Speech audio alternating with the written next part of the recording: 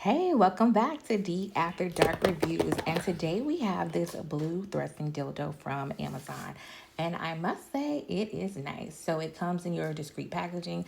Nothing super fancy about it. And totally on point for this price point. You get your remote, magnetic charger, and the product. So it says it's like 8.7 inches in full length and 6.5 insertable.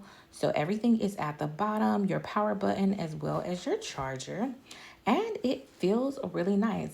The description definitely meets what they say. It's lifelike, veiny, and realistic. It feels really good in the hands, and you can use the remote or the button at the bottom to control it. It has 7 different thrusting and 7 different vibrating modes. My only drawback to this item is that it just didn't stick, or at least not to the surface that I had it on very well. But I think with a little bit of maneuvering, it will work out well. Overall, it's a great product. Highly recommend you check it out. I'll leave the link in the description box for you to check out. Until next time.